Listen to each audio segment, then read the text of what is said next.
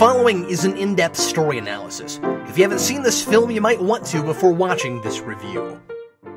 Super Fuzz, or Super Snooper, as it's called in the opening credits, is an Italian-American film released in 1980. It's a screwball comedy about an absent-minded weirdo cop who gets unlimited superpowers after getting caught in an atom bomb explosion. He doesn't stop being a cop or wear a superhero costume, but it's a superhero movie in every other sense, replete with a lot of the standard tropes and cliches. Standard mob boss villain, damsel in distress, girlfriend who can't deal with his double life, sort of, a secret identity, though in this case our hero keeps his secret on accident, outlandish big action set piece at the end, and oh man, is this one outlandish. The hero having to cope with losing his powers, even a superhero theme song that almost never stops playing through the entire movie. It's like the song in Condor Man. And I had some flashes to Condor Man watching this. I don't know if I'll ever get that repetitive disco number out of my head. He's a super snooper, really super trooper. This one was requested by David Crabtree, who may be our only subscriber who has ever seen this, and possibly requested it because the main character's name is also David. He told me he saw it on TV a lot when he was a kid. Apparently it was played on heavy rotation on HBO, I think. I can only imagine channel surfing and starting this somewhere in the middle. I turned into the drama queen from yesterday's movie, The Trial of the Incredible Hulk, screaming, "What is happening?" David has requested one of the stupidest movies I'll have ever reviewed. I mean, it's stupid on purpose, so that's not really a slight against it, I'm just stating facts. This is another farce that's difficult to review because it's hard to tell just how dumb it wants to be. I suspect not quite as dumb as it is, but it is a mindless flick that knows it's mindless. It falls somewhere between Attack of the Killer Tomatoes and The Return of Captain Invincible, on both the absurdity scale and the story quality scale. It's more coherent than Attack of the Killer Tomatoes, but it's nowhere near as clever and smart as The Return of Captain Invincible, which is farcical and ridiculous, but has an internal logic and is about something. Super Fuzz is about the zany hijinks that ensue when David Speed gets omnipotent Q-level superpowers. There are flashes of satire and social comedy, but only flashes. Not a lot to analyze here. This review is going to be more about running down the major beats of a movie I doubt most of you have seen and pointing out the craziest stuff. And it gets crazy. There's going to be a lot more synopsis here than I usually do, partly because this might be the most obscure thing I've ever tackled, and because so much of what I have to say is just, what? Huh? Its characters are pretty one-note and not fully formed, and they do whatever the story needs them to while trying to get a laugh, though that rarely happens through most of this movie for me. But it's not a Police Academy or Austin Powers level farce where the lack of internal logic is the internal logic. There aren't random, impossible non-sequiturs. It's not a cookie-cutter story used apologetically as an excuse to string silly, over-the-top gags together. It's all extremely absurd, and there are lots of gags and pratfalls, most of which, I'm sorry to say, aren't that funny, but the absurdity is inconsistent. It's a buddy cop movie with a superhero motif slapped on top. It's inspired by, or ripping off, Superman, clearly like Condor Man will in a few years. This is released only 2 years after Superman, though, so it must have been really rushed out in a hurry. There's even a scene where David, our super cop, reads a Superman comic, so he can get the idea to try to fly. And like a lot of Superman ripoffs of the time, it just doesn't understand superhero comics. Which it sort of wants to be. Not only does it use a lot of the obvious tropes, but it has a hideous 4-color intro, where real footage has been dot matrixified. It's really hard to look at. It's hard to tell what the footage was even of. The white words are difficult to read in front of it, and the horizontal lines really don't help. Not to mention, again, an obnoxious earworm of a theme song to match the horribleness of the visuals that I wouldn't play at the funeral of my worst enemy. It feels like more of a cop movie than a superhero thing until the last 15 minutes. And I guess it's like Condor Man in that way too, where that was more of a spy thing than a superhero movie, but it definitely counts as a superhero film despite the lack of costume. I still say RoboCop is a superhero, but this guy has bona fide superpowers, and also runs off and takes the law into his own hands. Amusingly, also running from the law and working against the system that's in the wrong at the time. This is indisputably a cop that is also a superhero. The movie establishes a lot of rules that it constantly breaks, or isn't very clear about in the first place. There are several moments where characters make weird logical leaps the movie plays as totally reasonable, or they just accept the impossible except when the story requires them to freak out. I suppose that could be the joke. Everything's counterintuitive. Nobody reacts like real people would. The movie knows it's completely plot-driven, and it just has its characters do whatever it needs them to in the moment. A lot of movies like that would usually have a character look at the script to decide where he wants to go next, like in the Muppet movie. But if that's what it's going for, it's not communicated well, and it's not a smart enough or self-aware enough movie to get away with it. It seems pretty self-indulgent, so it's not funny. I would describe a lot of this as you had to be there humor. I don't know what the mood on the set was, or the attitudes of the people involved, but it often watches like a movie these people are making for themselves rather than for an audience. Case in point, this is an Italian-made movie directed by Sergio Corbucci, an Italian director known for spaghetti westerns in the 60s. The movie's set in Miami, Florida, and stars Terence Hill, an Italian actor with a heavy Italian accent. And the mobsters in the movie all speak with intentionally bad Italian accents. If you're Sergio Corbucci, maybe that's hilarious. And if you see the movie in Italy, maybe that translates to some degree. But this movie was intended primarily for American audiences. It's all acted in English and stars a predominantly American cast, including the not at all unknown Ernest Borgnine as David's partner. That's a borderline production in-joke. I had to wiki the movie before I understood why the main character has an accent. David is from Miami, as far as I can tell, and like in Arnold Schwarzenegger movies, nobody ever mentions that he has this thick accent and doesn't sound like he's from where he says he is. In 1980, there is no Wikipedia. You'd be hard-pressed to find any information about this movie at all. So you'd just be scratching your cranium, trying to figure out why an American wasn't cast in this American part, or else why the actor isn't trying harder to fake an American accent. He kinda tries, sometimes, which is part of why it's confusing. His accent gets thicker as the movie goes along. In his first couple scenes, I hardly notice. Then the obligatory voiceover to flash us back to the origin, and suddenly he has this really thick Italian accent. He never tries to fake American at all in the voiceovers, which happen throughout. At first, I thought it was a different voice for some reason. I assume a lot of this script was shot in sequence, because by the end of the movie, any attempt to mask his accent is long gone. But if he's cast as a joke, why fake an accent at all? I don't get it. That's really my whole review. I don't get it. Next! I'm just kidding. It watches like a Tommy Wiseau performance, in that it's totally miscast, the accent is hard to place, and is real thick, and you can't always tell what the guy's saying, and the line delivery is often wildly inappropriate and needs more takes. I sometimes wonder if Corbucci got a lot of takes, and these are this guy's very best, like the disaster artist portrayed Tommy Wiseau. He has one of the cringiest deliveries I've ever seen, and yeah, it's the room weird. Speed tries to convince his shallow girlfriend that his superpowers are a good thing, and he says, "You're going to marry a walking, talking domestic appliance." And then he goes into a bizarre robot voice and says, "Batteries included!" So here's the story. I'm going to review this one mostly linearly. If you have a hard time following this, it's 'cause it's weird, and will probably sound like a 6-year-old wrote it. A 6-year-old who has just seen something about nuclear missiles and state executions on the news, is chewing bubblegum, likes cop movies, read a Superman comic, or saw that movie, and has an odd aversion to the color red. Here goes. So David Speed is a bumbling cop in Miami, which begs the question as to why the Statue of Liberty is on the movie poster. He's sent by his sergeant to a Native American village called Creektown to collect a fine on an unpaid parking ticket.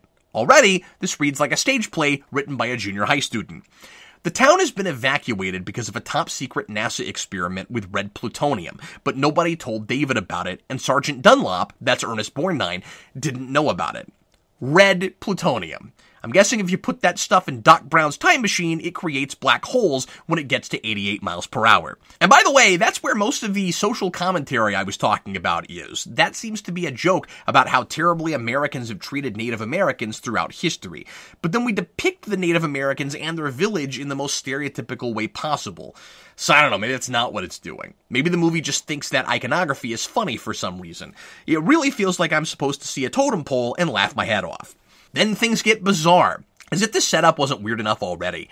David radios to headquarters to tell them he's just leaving a note because there's no one home and the connection is messed up for no reason at all, so they can't transmit to him and warn him of the nuclear test. David finds an alligator in his boat, pulls out his gun, thinks about shooting it, and then thinks better of it, because he's an idiot, but he's also a nice guy. David fires into the air to scare the animal off, and the rocket with the red plutonium explodes. Exactly when the gun goes off. I'm not totally sure, but I think the idea is that he actually shot the rocket accidentally. And I'll give the movie that one. It's hilarious. Sergeant Dunlop gets demoted for sending this rookie to a nuclear test site and getting him killed, even though it was an honest mistake. Nobody told Dunlop there was a test happening. But whatever, he's Officer Dunlop now, directing traffic, and Speed shows up inexplicably like he's back from the dead.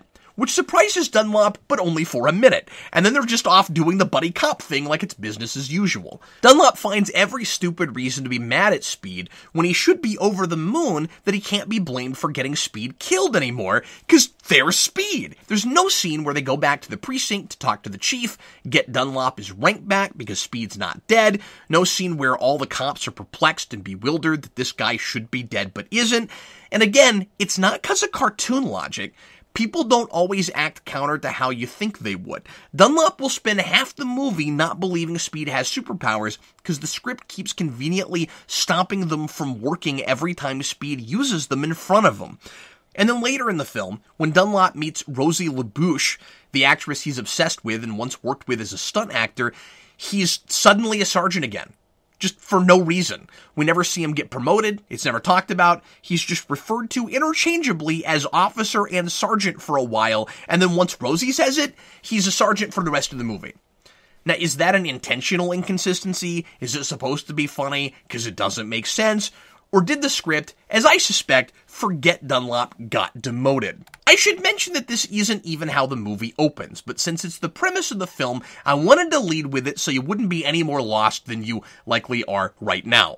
The movie opens with a teaser showing us where Speed will be in the third act of the movie. We're doing that Daredevil on the church flashing back to his origin thing. It's a provocative and unusual opening, I'll give it that. David is awaiting his execution for the murder of Dunlop, who we haven't met before because ostensibly he's dead. A lot of ostensible death in this. Never been introduced to a superhero like that before. This is the fourth time the state has tried to execute him. They've tried 3 different ways before: lethal injection, hanging, and firing squad. Even though the last hanging in the US was in 1936. Utah, though, has still had firing squad executions, believe it or not, as recently as 2010. And this time, they're going to try the electric chair. David survived every time because of his superpowers. Honestly, although I often resist these start in the present and then spend most of the movie in the past kind of teasers, this one's not terrible. It's a creative way to establish the superhero and his abilities, though we don't totally know what they are yet, and it gives us some clues about what we're about to see in the origin, like the red flowers LaBouche sends to David in the execution chamber. Believe it or not, they're supposed to stop his powers from working and make sure he dies. Yeah, I'll get to that a little later. This opening isn't as much of a tease as these things often are, and even though the structure and pacing of the movie are pretty flimsy, I did find myself wondering if the execution plot point would be better established linearly. I'm actually not sure this isn't the best way to handle it. But then, so many other crazy things come totally out of left field and blindside me. Maybe it would have just been as well served if it starts with the origin and then in the last half hour, David is charged with and convicted for first-degree murder in like 17 seconds, I might add, especially because it is effectively the third act plot point. So I don't know, I'm conflicted about that.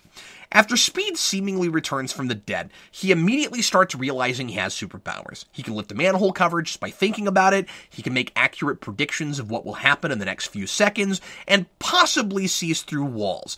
Those might be the same power, I'm not sure. He's bulletproof, he can land from a several-story drop without breaking any bones, he has super speed, and eventually he realizes he can do anything. He can make an entire stadium of people disappear. He can hover off the ground. He can walk on water. He does everything short of time travel. Though he does get from one part of the city to another in like 3 seconds, so I don't know, maybe he does time travel.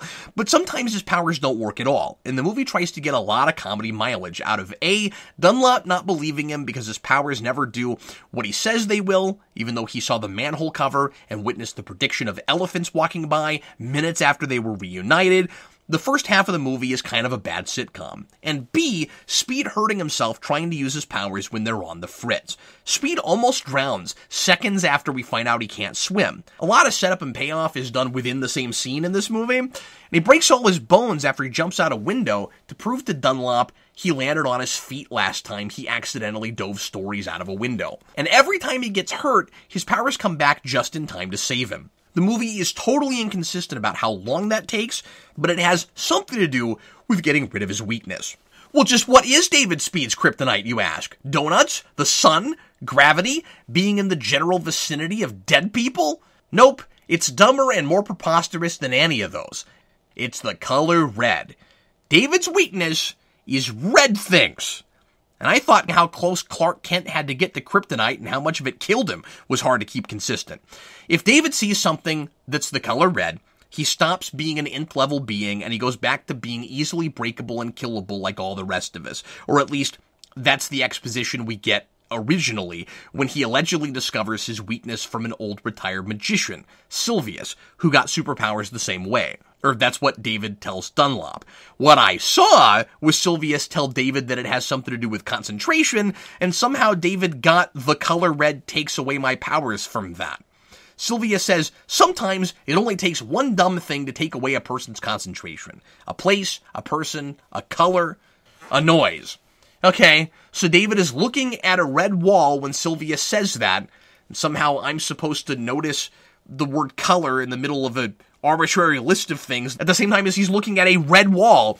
But how does he get, oh, it's always red from that?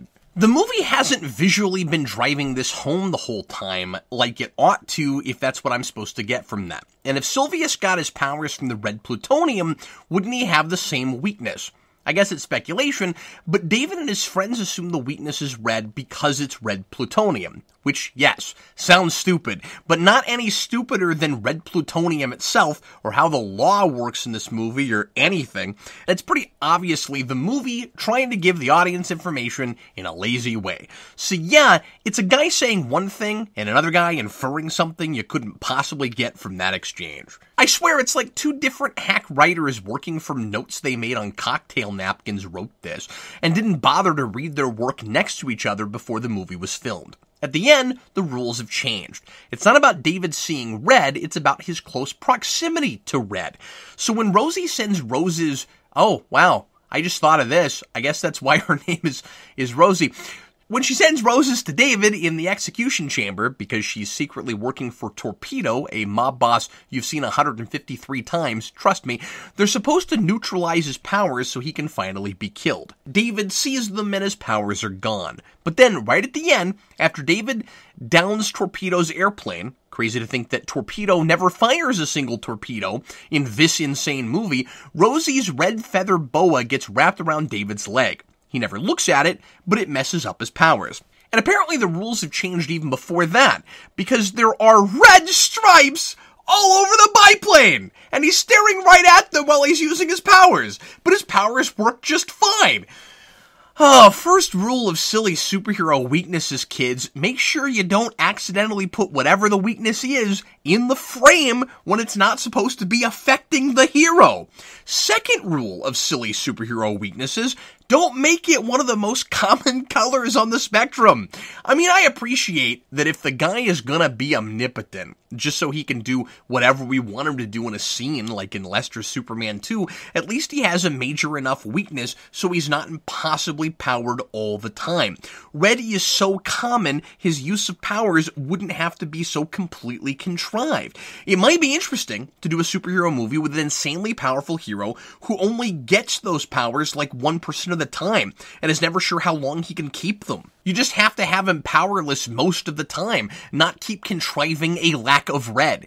I mean, if I was making this movie, I might have him try to fashion a superhero costume and make it red, because a lot of superhero costumes have red on them, and maybe it would be amusing that the reason he couldn't use his powers is because of his own suit. At one point early on, David wants to be alone with his girlfriend in the middle of a football game, so he closes his eyes and makes everyone in the stadium disappear. Yes, this is an actual scene in this movie.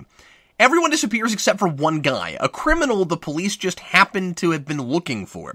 So when David brings everyone back, good thing they're not dead or drifting out in space or something, he chases the guy down and makes a hero collar.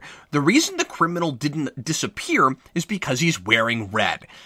Okay, forget for a moment, again, how awkward this weakness is. David didn't see the guy, so his powers weren't affected, but he couldn't vanish the guy either because he was wearing red.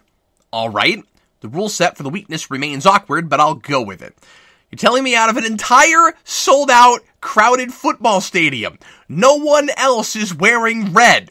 And it's not like a regular football game where you'd see like seas of green or seas of blue, like everyone is wearing t-shirts or jerseys for two teams, and in this just neither happens to be red. There don't seem to really be sports fans in this sold-out sports arena. There's just the one guy wearing red. Or that's what the movie's pretending, because if you look at the crowd shots, there are other people wearing red! Several of them! Why did they get disappeared? And yeah, the camera zooms in on the shirt and it wants us to start putting this red weakness thing together, but it happens too fast, it doesn't happen often enough, and too many red things look closer to burnt orange in this movie. Now, it might just be the transfer I'm watching it on, but the way I'm seeing it, there's not a lot of Rudolph's nose red in this movie, but not all the red is orange. Like, there's red that's really actually red, so I don't think it's a contrast issue. The color of the criminal's shirt isn't that far away from the orange of the railing David is leaning over, and that doesn't take his powers away.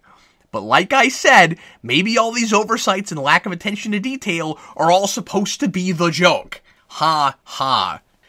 It's such a cop-out if that's the mentality of the producers on a movie like this. Well, it's fine if we make mistakes, because they'll just be part of the comedy. Anything we screw up, people will think is hilarious because it's wrong.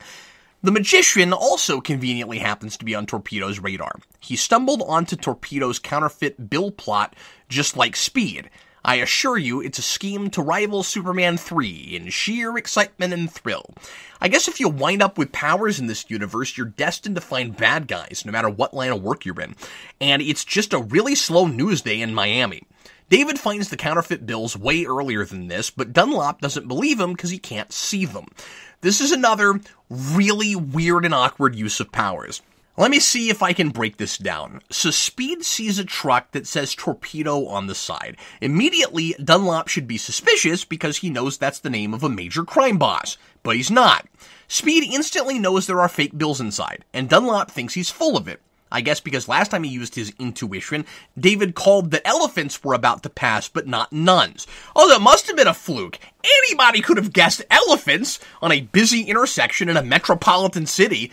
I wish they'd stuck around a while. I bet right after the nuns there was a marching band, a couple in a rowboat kissing, and a family of ducks. Swear some days you just can't get rid of the color red. As soon as they open the truck, Speed's powers stop working. We find out later because the inside of the truck is painted red. Conveniently. Yeah, red's a popular color, but you don't usually see 18-wheelers painted inside. You know, a really easy way to make that less contrived? You say that Torpedo knows about the magician's superpowers since he's been trailing him, and they painted the back on purpose. It didn't just happen to be like that. So Speed can no longer see the counterfeit bills. They're hidden by fish. You can't have a goofy farce like this without fish jokes. It's like a rule or something. But we don't find that out in this scene. Dunlop just thinks Speed is making stuff up and sends the truck on its merry way. So what exactly did David see? I know this is a stupid comedy, and I'm gonna get comments saying, you're thinking way too much about this, Cap, if anyone is still listening to this, but I can't help myself. There's too much normal person logic here to buy this, even in this pretty out there context. David claims he sees counterfeit bills inside the truck. Now, so far, he's occasionally been able to guess when something is about to happen, but he hasn't seen through solid objects. Unless he saw elephants through the wall, I'm not sure. David can do anything. So it could be any power. Maybe it is that intuition he talks about. He gets a flash of something that's there but hidden, or maybe it's X-ray vision.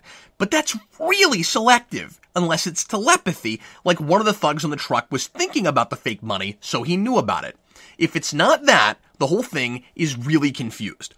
David sees the fake money, can instantly tell it is fake, even though it's really good counterfeit, but he doesn't know it's inside the fish. All to contrive a situation that I think is almost harder to do this unnaturally than to dream up a more plausible scene where our heroes are that close to Torpedo's scheme but don't solve it yet. And so that Dunlop will still go nuts thinking David is pretending like he has superpowers. There's also this tacked on subplot, like somebody just suddenly in the middle thought to throw this in, that contradicts earlier scenes and seems designed to turn David into a horrible human being. And then the movie just ignores that he's a horrible human being. David's girlfriend, Evelyn, seems totally fine with David's omnipotence until she suddenly freaks out on him and decides she wants a normal boyfriend. When David makes the whole stadium disappear, she hardly seems fazed by that. Now later, she seems to think she was somehow imagining that, so I guess that's the explanation, but when the script arbitrarily decides it's time to stop stringing Dunlop along, it could have done this at any time, by the way, because it's not remotely directed by logical character choices. David floats in midair and proves his superpowers once and for all. Evelyn seems fine with the powers there, saying yeah, she knew he had those abilities, and there's her boyfriend floating in midair. But when she randomly gets superficial and decides the powers are weird and David's no longer the man she married, like Thing's wife in Fantastic Four, except with even less reason to totally give up on her man, David does the worst thing he could possibly do. He uses his powers to freeze her in place, forces himself on her and kisses her, and tells her, "I'm not joking, we're going to get married whether you like it or not." This scene is screwed up. And in the moment, I think it's suddenly taking a wild turn. Like an M. Night Shyamalan sort of turn. Oh, this isn't the fun screwball comedy I thought it was. This is supposed to be like a nightmare. This guy is supposed to be horrifying. He's starting to take advantage of his power, and he's gonna become a monster. And remember what we know about from the beginning, who ends up actually killing his partner and is supposed to be executed for it. That is really where I thought this was going. Yeah, there's been no lead up to David suddenly losing his mind and going all chronicle, but that hasn't stopped this movie from doing whatever the heck it wants before this. But nope. Insanely creepy scene makes me question absolutely everything. Then it never comes up again. It does remember that Evelyn doesn't like the superpowers, and the final shot is so cringeworthy I can't even believe it, despite all the insanity in the third act, which I will describe in a minute. We jump to David and Evelyn's wedding, and she's dyed her hair red so David can't use his powers anymore, and the self-absorbed, manipulative wife can have her cake and eat it too. Except this guy is a would-be rapist, so I guess I don't care that she's trying to control him. They're both awful. I mean, him more so, clearly, but the movie doesn't even realize it. It thinks this ending is adorable. The smart, inventive girl who wants a normal life forces a compromise on the bumbling idiot man. The end. Yeah, bet that marriage turns out great. That's built on a solid foundation. So backtracking a bit, Speed and Dunlop find out where the rest of the counterfeit bills are in the most idiotic way possible. The bad guy brags about how he's not stupid enough to tell him his plans, and then he proceeds to tell him everything. It's been a buddy cop parody with superpowers this whole time, but now it's a straight-up superhero parody. Bad guys always tell the hero everything, right? Yeah, but the cliché is the bad guy who explains everything when he's got the hero right where he wants them? You know, like the warden on Rura Penthe in Star Trek VI? They've got him cornered here, and he goes, "I would never be stupid enough to tell you where the money is on this boat." And then he names the boat. I get the joke. It's just not funny. I can never tell how stupid any of these people are supposed to be. Like everything else, that changes from scene to scene. It's not an intentional trap because Torpedo wouldn't plan to sink his boat with all the fake money aboard, and the goons on board seem to improvise the sinking in the moment. So, like, he wasn't luring them there. The goons decide to try to kill Dunlop, who's come aboard and is looking for the money by himself. Yeah, don't bring backup, and don't send the superpowered guy down. That would be silly. It looks like Dunlop is going down with the ship, trapped in one of the lower cabins. When Speed lands the helicopter, he's arrested for the first-degree murder of his partner, a frame job by Rosie LaBouche, who claims Speed is trying to extort protection money from Torpedo. So the chief takes her word for it against the cop who was thought dead, came back, and keeps managing all these miraculous arrests, and then charges him with the murder of a man who hasn't been confirmed dead. Then he's tried, convicted, sentenced to death, and executions are attempted on him 4 times in the span of I don't know, a few hours, a couple days? Because Dunlop turns out to be frozen and alive on that ship when Speed gets out of the execution room and saves him. Of course, that's impossible, but no matter how long it's been, even if he's frozen down there for 6 months or a year and somehow survives, like Captain America stuck in ice, the state of Florida has the absolute swiftest justice system on the planet. Miami is the most efficient city anywhere with murder convictions and executions. That is my favorite part. That stuff is hilarious. If the whole movie was at that level of absurdity, it might be a farcical masterpiece. That's when we've hit 60s Batman quality ridiculousness. You're gonna think I'm making up this next part.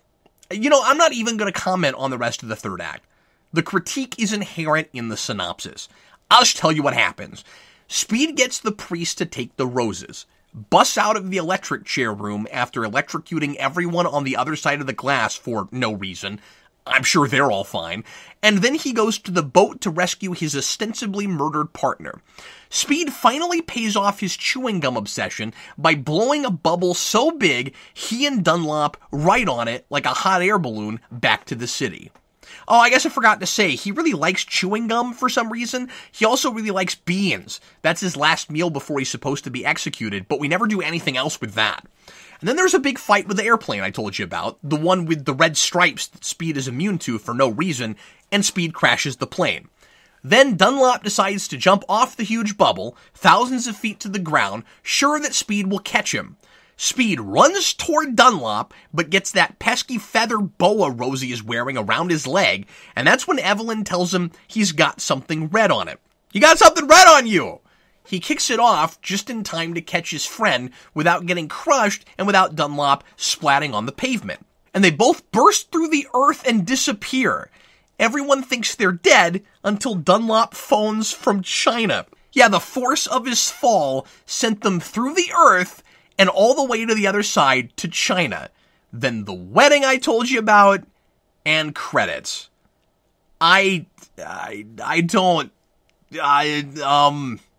Yeah. 1 out of 4. Thanks for listening to the 12 Days of Superhero Rewind, and I'll be back again tomorrow with another one. If you'd like to support Superhero Rewind and Geekvolution, go to patreon.com/Geekvolution, and for just $2 a month, you can get regular episodes of Superhero Rewind 3 days early, and access to my and Eric's uncensored talk show twice a month, Geekvolution After Dark.